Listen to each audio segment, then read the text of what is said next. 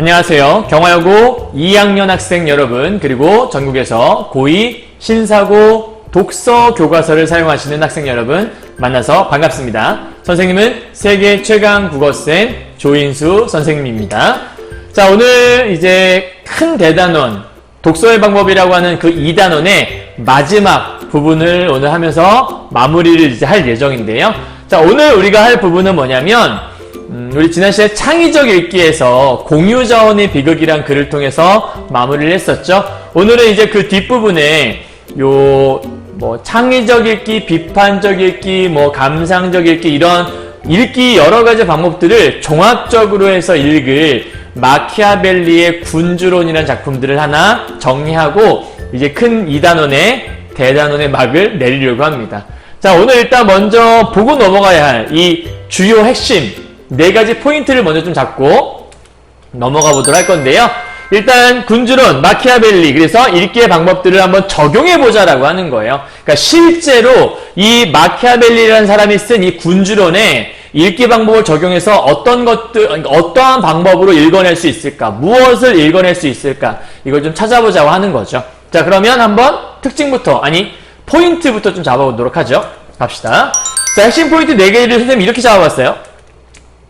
사랑과 두려움이라는 것들이 양립할 수 있느냐? 요 관점이 우리 책에 나와 있거든요. 잠시 살펴보도록 하고요. 두 번째, 미움 피하기와 두려움이라는 것들은 양립할 수 있느냐? 그러니까 지금 두려움은 똑같이 가는 것 같고 사랑이라는 것과 미움 피하기라는 게 있는데 이게 어떤 관계에 있지? 요걸 이제 살펴보자 하는 거고요. 세 번째, 군주와 거칠다는 평판은 어떤 관계가 있는가? 그러니까 거칠다라는 건 뭔가 군주라고 하면 왕은 뭔가 조금 명령을 내리면 뭐든지 다 할 수 있을 것 같은 그런 왕들 중에서 이렇게 뭔가 덕으로 다스리는 왕도 있었겠지만 억압하는 그런 모습이 있다면 저 왕은 뭔가 좀 부드럽지 않고 거칠어 이렇게 얘기할 수 있을 것 같거든요. 근데 그런 거칠다란 평판을 지닌 군주가 어떻게 평가를 받아야 되는 것인가, 요걸 좀 얘기하는 것 같고요. 네 번째가 현명한 군주의 조건은 무엇인가. 결국 군주론의 핵심은 현명한 군주는 어떠한 조건을 갖추고 있어야 하는가를 물어보는 게 포인트라고 볼 수 있거든요. 그래서 요 4가지를 글을 읽고 나서 이거에 대한 정답을 한번 찾아보는 그런 시간이 되었으면 좋겠습니다. 됐나요? 자, 그럼 본문 한번 들어가 보도록 하죠. 자, 제일 처음 시작 이렇게 되어 있네요. 단락을 우리가 총 6단락으로 나눠볼 수 있을 것 같고요. 그래서 첫 번째 단락부터 가보면 될 것 같아요. 사실 이제 이 글이 느껴지는 시기가 뭐였냐면 왕이 뭔가 강력한 힘을 가지고 있던 그런 시기가 아니었어요. 사실은 뭔가 조금 그 신하들의 어떤 충성심 이런 것들에 기대어서 약간 좀 덕으로 사랑으로 이런 것들은 다스리려고 했던 그런 시기였었는데 그런 강력한 군주의 권리가 없다 보니까 나라가 좀 위태롭고 주변 국가들로부터 좀 위협을 받는 그런 시기였거든요. 그래서 마키아벨리는 진정한 군주라면 이런 성격을 갖고 있어야 되고 이러한 자질이 있어야 돼, 이런 걸 말하고 싶었던 것 같아요. 보도록 하죠.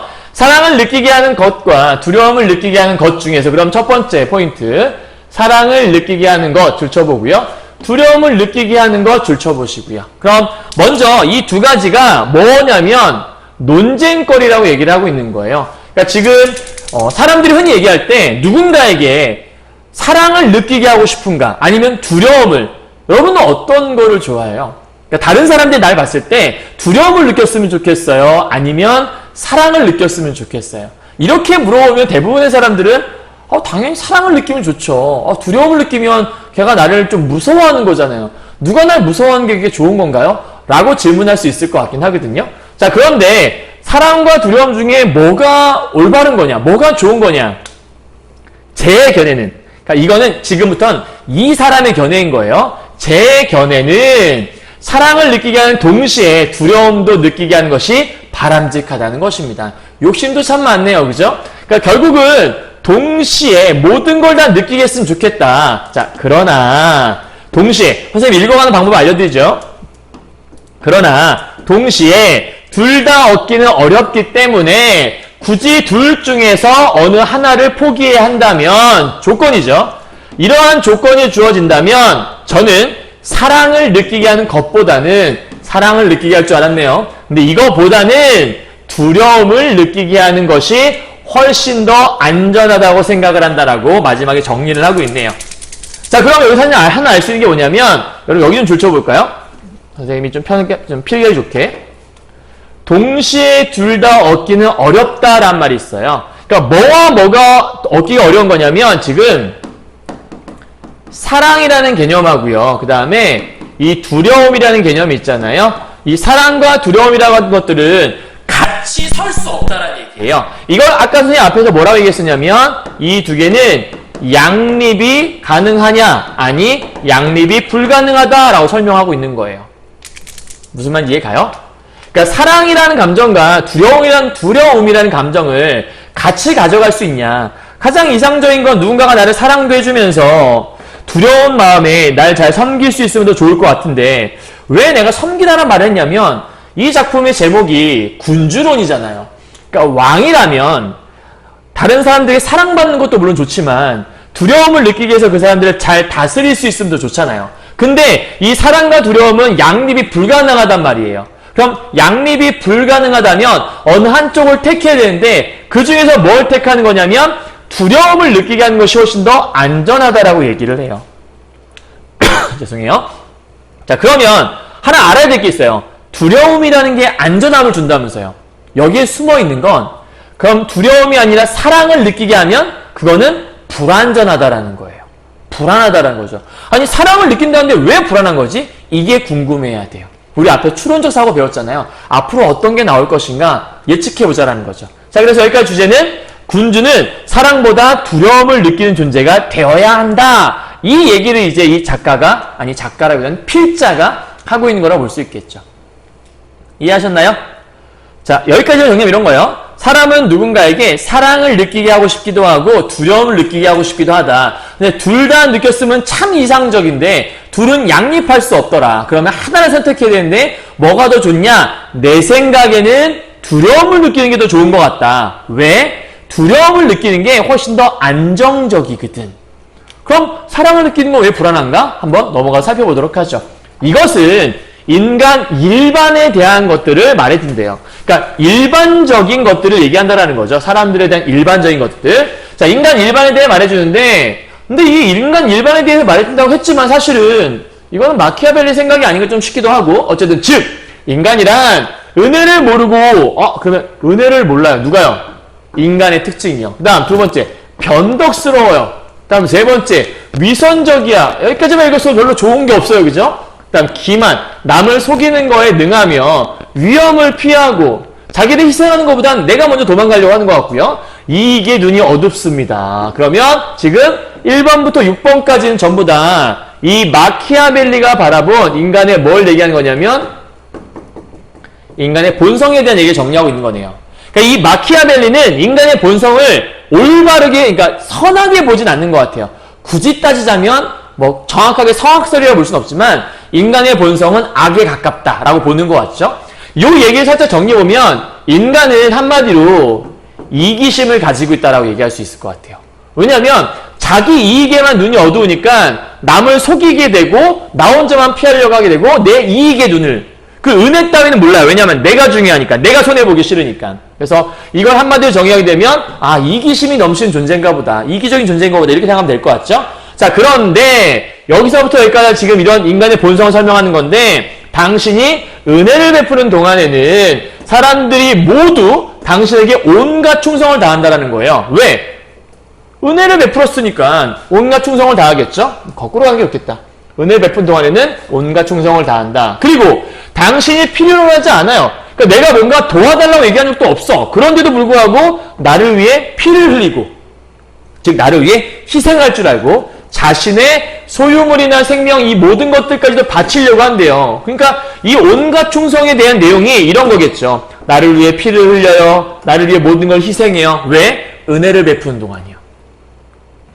은혜를 베풀면 그 사람은 뭔가 나한테 얻을 게 있다라고 얘기를 하는 거잖아요. 그래서 이런 것들을 해준다라는 거예요. 자, 그래서 중요한 건, 와, 이런 걸 다 바친다고? 그렇지만 당신이 정작 그런 것들을 필요로 할 때면, 이젠 필요로 한대요. 뭔가 도움이 필요한가 보죠? 그럴 때는 등을 돌린대요. 그러면 지금 보니까 필요로 하지 않을 때는 도와줬는데 필요로 할 때는 등을 돌리네? 왜 그런 거지? 아마 전제 조건이 있겠죠. 필요로 하지 않을 때 나를 도와준 이유는 은혜를 베푸는 동안이었으니까. 그러면 필요로 하는데도 불구하고 등을 돌리는 건 뭐죠? 내가 누군가를 필요로 한다는 건 내가 뭔가를 가지지 못했을 때 도움을 필요로 하잖아요. 그러니까 지금 이때 필요로 할 때라는 건 뭐냐면 내가 뭔가 기존보다 상태가 안 좋아졌다. 누군가한테 은혜를 베풀지 못하는 상태다. 이렇게 가정을 해본다면 그럴 때 오히려 나는 등을 돌린다는 거예요. 왜냐하면 그 사람 더 이상 나한테 이익을 얻을 게 없을 거니까. 되게 슬픈 말이죠. 자, 따라서 정리해요. 전적으로 그들이 약속을 믿고 다른 대책을 소홀히 한 군주는 결국은 몰락을 자초할 수밖에 없다. 즉 여기서 지금 이 사람들의 뭘 얻어낸 거라 볼 수 있는 거냐면 얘가 중심 포인트거든요.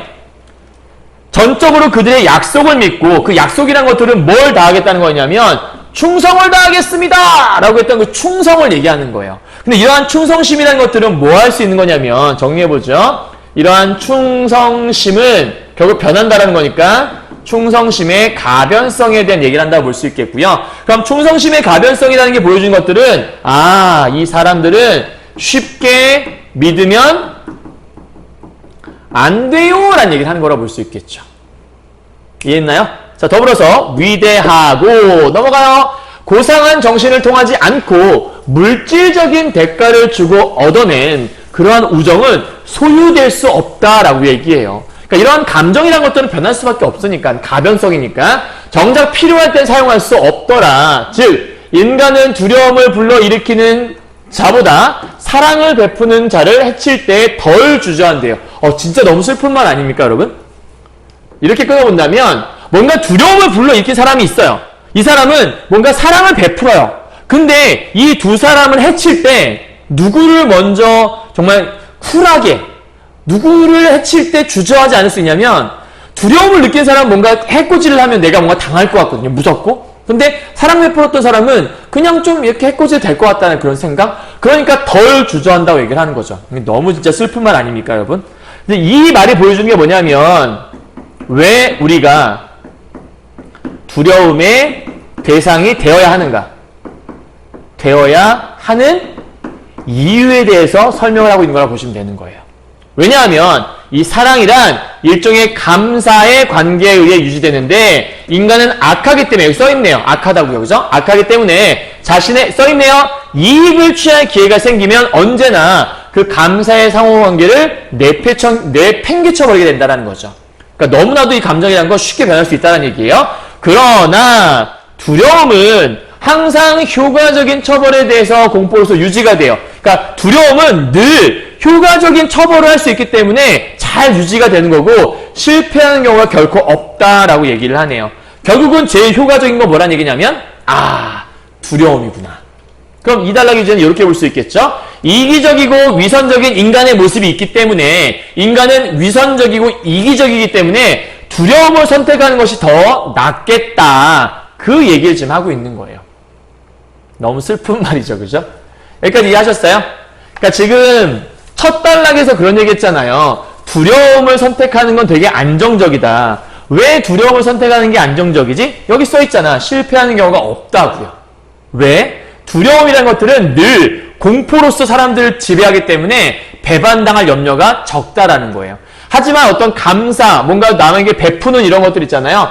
그런 것들은 자신의 이익이 없는 순간 등 돌리기 되게 좋은 거다. 그래서 사랑을 베풀어 봤자 그 사람에게 이익이 없어지는 순간 나한테 등을 돌리고 내 등에 칼을 꽂을 수 있기 때문에 이건 되게 불안할 수밖에 없다. 이런 얘기를 하는 거라 볼 수 있겠지요. 됐죠? 3단을 갑시다. 자, 그럼에도 현명한 군주는 드디어 현명한 군주 얘기 나오네요. 현명한 군주는 자신을 두려운 존재로 만들 때 여기까지는 앞에서 했던 얘기죠. 그죠? 근데 비록 사랑을 받지는 못하더라도 미움을 받는 일은 피하도록 해야 된다는 거예요. 새로운 조건이 나왔어요. 그죠? 아까 분명히 두려움과 사랑은 양립할 수 없다고 얘기했었는데 재밌는 표현. 미움을 받지 않으면서도 두려움을 느끼게 하는 것은 가능하다라고 얘기했네요. 그럼 이 부분이 보여주는 건 뭐냐면 이거를 선생님이 그냥 미움 피하기라고 할게요. 그러니까 미움을 피하는 것 있죠. 이 미움을 피하기 요거하고요. 그 다음에 잠깐만요. 미움 피하기하고 그 다음에 두려움이라고 하는 이 두 가지 감정, 그러니까 누군가에게 미움을 받는 것들을 피하는 것과 그 다음에 두려움이라는 감정, 이것들은 뭐가 가능한 거냐면 얘네는 양립이 가능한 거구나, 이제 이걸 알 수 있는 거예요. 어떤 마음인지 알겠죠? 누군가에게 두려움을 느끼게 하는 존재, 그러면 이제 내가 혼자 될 수 있고 남한테 미움받을 수도 있잖아요. 근데 적어도 사랑은 내가 못 받지만 적어도 미움은 받지 말자, 이런 얘기를 하는 것 같아요. 그러니까 진정한 군주라면 남들에게 두려움을 느끼게 한 존재가 되어야 되고, 사랑을 받지는 못할지언정 미움은 받지 않는 그런 존재가 되어야 한다. 그래서 군주가 신민들의 재산과 그들의 부녀자들에게 손을 대는 일을 삼가면 항상 성취할 수 있다. 뭐를요? 미움을 받지 않을 조건이 써 있는 거죠. 그러니까 일종의 이 군주가 하지 말아야 할 금기사항 같은 거라고 보시면 돼요. 자, 그래서 밑에 보면 누군가의 처형이 필요하더라도 적절한 명분과 명백한 이유가 있을 때만 해야 되는 거고, 하지만 무엇보다 군주는 타인의 재산에 손을 대서는 안 된다. 왜? 인간이란 어버이의 죽음은 쉽게 잊어도, 너무 슬픈 말인데 부모님의 죽음은 쉽게 잊어도 재산의 상실은 좀처럼 잊지 못한대요. 자, 이게 왜 그런 거냐면 아까 얘기했죠. 사람은 자기의 이익 때문에 돌아서기 쉽다. 그러니까 지금 재산을 빼앗겠다는 건 자기의 이익을 뜯기는 거잖아요. 이익을 빼앗기는 걸 사람들은 참을 수가 없는 거예요. 그러니까 이런 얘기를 하는 거죠. 사람들에게 미움을 받지 않으려면 적어도 그들의 재산만 안 뺏으면 돼. 그들의 부녀자들에게 손만 안 대면 돼. 이렇게 얘기를 하고 있는 거예요. 따라서 3단락의 주제는 군주는 미움의 대상이 되면 안 된다라는 얘기를 하고 있는 거죠. 여기까지만 정리해보면 이런 거예요. 그러니까 사람들은 사랑을 받고 싶기도 하고 두려움을 받고 싶기도 한데 둘 다 받으면 좋겠지만 둘 다 받을 수는 없다. 양립할 수 없다. 따라서 두려움을 받는 게 더 안정적인 것 같다. 왜냐? 사랑이라는 감정은 뒤통수 맞기 좋아. 왜? 가변적이기 때문에 자기의 이익이 없어지는 순간 뒤를 돌릴 거야. 그래서 두려움이라는 게 안정적인 것 같거든. 근데 이러한 두려움을 받는 건 현명한 군주가 해야 될 일인 건데, 사랑은 못 받을지언정 미움은 받지 말아야 되지 않겠어? 근데 그 미움을 받지 않기 위해서 중요한 건 남들의 재산을 탐하지만 않으면 돼. 왜? 그들은 재산 빼앗기는 건 못 참아. 아버지의 죽음은 참아도. 라고 설명을 하고 있는 거예요. 여기까지 이해했나요? 너무 슬픈 것 같아, 그치? 아버지의 죽음보다 이쪽을 더 크게 여기는 거라고 볼 수 있는 거니까. 자, 네 번째 가도록 하죠. 그러나 또 나오네요. 군주는 자신의 군대를 통솔하고 많은 병력을 지휘할 때 거칠다는 평판쯤은 개의치 말아야 한다. 여기가 핵심 포인트네요. 주제 문장이에요. 거칠다는 평판쯤은 개의치 말아야 한다라는 게 제일 중요한 4단락의 핵심 문장이라 볼 수 있을 것 같아요. 뭔 얘기인지 알겠어요? 그러니까 군주가 군대를 통솔하다 보면 강력하게 통제할 수 있잖아요. 그럴 때 사람들이 저 사람 너무 거친 것 같아. 저 왕은 이렇게 얘기할 수 있다는 건데 이런 걸 개의치 말라는 거예요. 자, 왜? 궁금하죠? 왜냐하면 군대란 그 지도자가 거칠다고 생각되지 않으면 단결을 유지하거나 군사작전에 적합하게 만반의 태세를 갖추지 못하기 때문이다. 풀어지기 딱 좋다. 이런 얘기를 한다라고 볼 수 있을 것 같아요. 그러니까 지금 만약에 거칠다고 생각되지 않으면 단결을 유지하거나 이러한 모습들을 갖추지 못할 가능성이 크다라고 이거에 대해서 이렇게 원인을 밝혀주고 있는 거죠. 그러니까 왜 거칠다는 것들은 감수해야 되는 거예요? 적어도 거칠다는 생각을 안 하면 만만해 보일 거 아니에요. 그럼 만만함을 보이게 되면 단결 유지가 안 돼. 군사작전에 적합하게 만반의 태세를 갖춰야 되는데 막 흐트러져 있어, 사람들이. 그러니까 뭔가가 안 된다라는 거예요. 대표적으로 한니발이라는 사람의 예를 들고 있죠. 자, 얘가 들고 있어요. 실제 인물이고요. 한니발의 활약에 관한 설명 중, 이 활약에 대한 설명 중 특히 주목할 만한 사실은 그가 비록 수많은 종족들이 뒤섞인 대군을 거느리고 2역에서 싸웠지만 열심히 잘 싸우는 그런 왕 중에 하나, 그 장군 중에 하나입니다. 그죠? 한니발은 장군이죠. 강력한 군대 통솔의 결과로 상황이 유리하든 불리하든 상관없이 군 내부에서 넘어가도록 할게요. 에서의 지도자에 대해서 어떠한 분란도 일어나지 않았다라고 하는 거예요. 그러니까 지금 말하는 걸 들어보니까 이 한니발이 워낙 강력하게 잘 잡다 보니까 상황이 유리하면 역시 우리 뭐 장군 대단해요. 상황이 불리하면 뭐야 이렇게 얘기하는 게 아니라 상황이 불리하든 유리하든 군 내부에서만큼은 그들의 어떤 지도자에 대해서 어떠한 분란도 일어나지 않았다고 지금 얘기를 하는 거예요. 그러면 이 얘기는 뭐냐면 강력한 뭔가 그런 제재라는 게 좋은 거네. 그러니까 뭔가 지금 처음에 얘기했던 거칠다라는 평판? 요런 건 있어야 되는 거냐 설명하고 있는 거죠. 이 사실은 그의 많은 다른 훌륭한 역량과 더불어서 부하들로 하여금 그를 항상 존경하고 두려워하도록 만든 그의 인정 없고 모진 성격에 의해서만 설명될 수 있다. 그러니까 지금 이러한 모습이 왜 일어난 것 같아? 이러한 모진 성격, 인정 없고 모진 성격, 두려워하게 만드는 성격이라고 설명을 하고 있는 거죠. 됐나요? 오케이? 자, 그러면 여기 보면 이렇게 그가 모질지 않았더라면 그의 다른 역량도 있었을 거 아니에요. 그러한 역량 역시도 그러한 성과를 거두는데 충분하지 않았을 거다. 결국 이 한니발이 지니고 있는 역량 중에 제일 중요했던 건 뭐였냐면 이렇게 남들이 나를 두려워할 수 있도록, 정확히 얘기하면 부하들이 나를 두려워할 수 있도록 인정 없고 모질게 확 굴었던 거예요. 그러니까 어떠한 불만사항이 있어도 함부로 덤비지 않을 수 있고 어쨌든 그러한 무서움이 있기 때문에 사람들을 잘 통제할 수 있었다. 사실은 이 시기는 그런 통제가 필요했던 시기니까 그런 얘기를 하고 있는 것 같아요. 자, 그럼 주제는 이렇게 볼 수 있겠네요. 4단락 주제는 군주는 거칠다는 평판을 개의치 않아야 한다라고 얘기하고 있는 거죠. 그럼 이건 한니발의 이제 좋은 모습이었잖아요. 아니, 한니발의 좋은 모습은 좋은 어떤 군주의 모습이었잖아요. 그럼 반대의 모습은 없을까? 궁금할 수 있거든요. 5단락 가볼까요? 한니발의 다른 역량들로는 충분치 못했으리라는, 방금 얘기했잖아요. 마지막에. 어디서요? 여기서요. 아마 다른 역량은 이거를 거두는데 충분치 않았을걸? 그래서 이 충분히 못했을 것이라는 저의 논점은 이 스키피오라는 사람에 대해서 입증이 된대요. 그러니까 어쩌면 이 스키피오는 누구랑 반대되는 거냐면 바로 한니발이라는 장군과 반대가 되는 거겠죠. 한니발은 강력하게 사람들을 통제했지만 스피키오는 다른 거였나 보죠. 자, 볼까요? 그는 당대는 물론이고 후대에도 매우 훌륭한 인물이었다. 그리고 평가받았지만 그럼 뭔가 훌륭하지 않았나 봐요. 뭔가 반전이 있다는 얘기겠죠?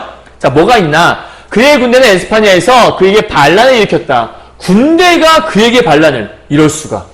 그의 군대는 우리가 부하들이잖아요. 그러니까 아랫사람들에게 두려움이라는 걸 주지 않은 사람이라 볼 수 있겠죠.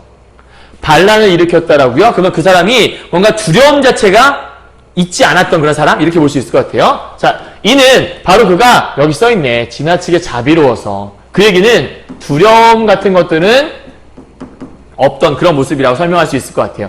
너무 자비로워서 군사적 기율을 유지하는 데 필요한 것보다도 더 많은 자유를 병사들에게 허용을 했대. 그러니까 자비로워서 이런 걸 허용했기 때문에 그 결과 그에게 반란이 일어났다 볼 수 있는 거죠. 그리고 이로 인해서 파비우스는 원로원에서 그를 탄핵하게 되고요. 이 허용해서 반란 일으켜서 탄핵을 하게 되고 그 결과 로마 군대를 불패시킨 장본인이라고 비난받기까지 했대요. 누구에게? 파비우스에게. 그러니까 되게 잘해줘서 좋을 줄 알았는데 이게 오히려 역효과가 돌아온 거네요. 그리고 이 스키피오가 임명한 지방 장관이 로크리 지방을 약탈했을 때 스키피오는 그 주민들의 원성을 들어주지 않았대요. 그러니까 지금 뭐냐면 뭔가 나쁜 짓을 했잖아요. 그럼 강력하게 벌을 줘야 되잖아요. 근데 그런 걸 안 했던 거예요. 그냥 마냥 그냥 자비롭게 베풀었던, 용서해줬던 거죠. 또한 오만한 성품을 가진 그 지방 장관을 처벌하지도 않았어요. 아마 한니발이었으면 그 부하들을 강력하게 다스렸겠죠. 그 결과 이 모든 것은 스키피오의 과도한 자비로움 때문이었다라고 설명하는 거네요. 그럼 여기서 말하는 이 과도한 자비로움이라는 게 앞에서 말했던 뭐랑 유사하다 볼 수 있는 거냐면 그 사랑이라는 개념과 유사하다 볼 수 있을 것 같아요. 그러니까 사랑이 겉으로 보기엔 되게 아름답고 좋아 보이지만 마냥 좋은 건 아니라는 것 같죠? 실로 원로원에서 그를 사면하자고 발언한 인물은 타인의 비행을 처벌하기보다는 스스로 그러한 비행을 저지르지 않았다는데 탁월한 사람들이 있는데 스키피오가 바로 그런 인물의 영역 변호에 따라 써있네요. 그러니까 지금 보게 되면 잘은 모르겠으나 뭐 정확한 의미가 뭔지는 뭐 다 읽어봐야 알겠지만 이러한 그의 군대 지휘 방식, 그러면 이 군대 지휘 방식이라는 거는 뭐였냐면 아까 말했던 강력한 제재가 없는, 그죠? 강력한 제재를 주지 않았던, 쉽게 말하면 두려움이라는 것들을 주지 않고 그냥 마냥 사랑과 자비로 베풀었던, 그래서 이렇게 군대 지휘 방식이 견제받지 않고 방임되었더라면 그 자신의 성격으로 인해서 스키피오의 명성은 빛이 발했을 것이다. 그러나 그는 원로원의 통제하에 있었기 때문에 이처럼 유해한 성품이 적절히 억제됐을 뿐만 아니라 나아가 그의 명성에 기여했다라 써있네요. 그럼 결국 말하고 싶은 건 이런 거 얘기하는 것 같아요. 과도한 자비로움 때문에 실패했던 스키피오의 모습이 써있다라 볼 수 있는 것 같네요. 이해하셨나요? 안타깝게 짝이 없습니다. 그죠? 자, 이제 마지막 6단락인 것 같아요. 두려움을 느끼게 하는 것과 사랑을 느끼게 하는 것. 처음에 그 질문으로 돌아가는 거네. 그래서 두려움을 느끼게 하는 것과 사랑을 느끼게 하는 것 중에서 자신의 선택 여하에 따라 사랑도 할 수 있겠지만 적어도 군주의 행위 여하에 따라 군주에게 두려움을 느끼기 때문에 그래서 현명한 군주라면 타인의 선택보다는 자신의 선택에 더 의존해야 합니다. 결론적으로 말해서 앞에 말한 것처럼 미움은 받는 일만은 피하도록 해야겠다. 그럼 결론적으로 뭐예요? 뭘 선택하라는 거죠? 결론적으로 현명한 군주라면 두려움을 선택하고 더불어서 미움은 받지 않도록, 이런 얘기죠. 현명한 군주의 조건, 두려움의 대상이 되어야 하겠다라는 걸 한 번 더 강조하면서 끝나는 거라고 볼 수 있겠네요. 이해했나요? 자, 그러면 지금 이 공부한 내용들을 정리를 한번 해보도록 하죠. 표로요. 선생님이 이렇게 표로 한번 정리해봤어요. 자, 인간의 본성이라는 건 어떻냐? 인간의 본성은 이기적이다. 그리고 변덕이 심하다. 그리고 위선적이다. 그렇기 때문에 이 충성심이라고 하는 이 마음은 환경에 따라 가변적이 될 수밖에 없다. 이 충성심이라는 마음은 앞에서 말했던 사랑이라는 개념과 유사하다 볼 수 있겠네요. 그죠? 그래서 인간은 두려운 사람보다 사랑을 베푸는 자를 해칠 가능성이 높더라. 뒤통수를 빵 맞을 가능성이 큰 거죠. 그렇기 때문에 결론적으로 무슨 얘기하고 싶은 거예요? 군주는 두려움의 대상이 되어야 한다. 그것이 훌륭한 군주의 자질이다라고 설명을 하고 있는 거예요. 이렇게. 이해했죠? 그러니까 본문의 내용을 한 방에 삑 정리하면 이렇게 된다는 거예요. 자, 그럼 이걸 통해서 이제 이것만 꼭꼭꼭 정리를 한번 해보도록 하죠. 자, 이 글은 설득하기 위해 지어진 글이기 때문에 설득적이라고 얘기하는 거고, 수많은 예를 들고 있죠? 예시적인 글이고요. 제재가 뭐냐? 군주의 자질이 무엇인지. 주제, 군주는 두려움의 존재가 되어야 한다. 그리고 가혹하다는 평판에 개의치 말아야 한다. 왜? 가혹하다는 평판이 있으면 오히려 군대 통솔이 잘 되고, 이것들이 없어서 오히려 망한 케이스가 아까 스키피오의 어떤 망한 케이스가 있었죠. 여기다 하나 더 더하자면 적어도 뭐는 받지 말자? 적어도 미움은 no! 그죠? 요거까지 얘기할 수 있을 것 같아요. 다음 네 번째 특징인데요. 역사적 인물을 근거로 했다. 한니발 얘기하는 것 같고요. 스키피오도 마찬가지겠죠. 군주의 자질을 밝혀내고 있고요. 수많은 예시들을 쓴 이유는 어떤 주장을 내세웠는데 이해가 잘 되지 않을까봐 그거를 뒷받침하기 위해서 예시를 가져오고 있다라고 보시면 되는 거예요. 되셨나요? 자, 그럼 이제 뒤쪽에 학습활동처럼 되어 있는 부분이 있어서 그 학습활동 부분들을 살짝 한번 살펴보도록 하죠. 갑시다. 자, 보니까 이 글의 구조도이다. 1문단. 군주는 사람들로 하여금 사랑보다 두려움을 느끼게 한 존재가 되어야 한다. 그럼 이 문단에서 뭐 얘기했었죠? 이런 얘기했죠. 인간은 이기적이고 변덕이 심하고 위선적이다. 그래서 두려움을 주는 게 오히려 나을걸? 이렇게 얘기했죠. 근데 3문단에서는 군주는 미움의 대상 정도는 사랑은 못 받아도 괜찮으니까 미움은 아니지 않아? 이런 얘기했죠. 그랬더니 4문단에서 뭐 얘기했죠? 강력하게 하는 것들. 기억나요? 군주는 군대 통솔 시에 거칠다는 평판에 신경 쓰지 말아야 돼. 그 정도는 해야 잘 통솔이 되니까. 여기까지는 좋은 얘기였는데 이제 반대 사례 얘기했었죠. 5번째. 스키피오는 과도한 자비로움으로 인해서 실패를 경험했었다. 따라서 자신의 선택에 따라 두려움의 대상이 되는 것이 현명한 군주라고 볼 수 있다. 즉 두려움의 대상이 된다는 건 억지로 되는 게 아니라 그거를 본인이 스스로 선택할 수 있어야 된다는 얘기예요. 왜냐하면 대부분의 사람들은 두려움의 대상이 된다는 것들을 좋아하지 않을 수 있잖아요. 하지만 현명한 군주라면 그걸 지혜롭게 받아들일 수 있어야 한다. 이런 얘기를 하는 걸 보시면 될 것 같아요. 됐죠? 다음 2번 문제 가도록 하죠. 그럼 이 글의 중심 내용을 한 문장 요약해볼까? 이렇게 하면 되겠네요. 군주는 사람들에게 두려움의 대상이 되어야 하고 가혹하다는 평판에 개의치 말자. 누구처럼? 한니발처럼. 됐죠? 세 번째입니다. 아니, 두 번째네요.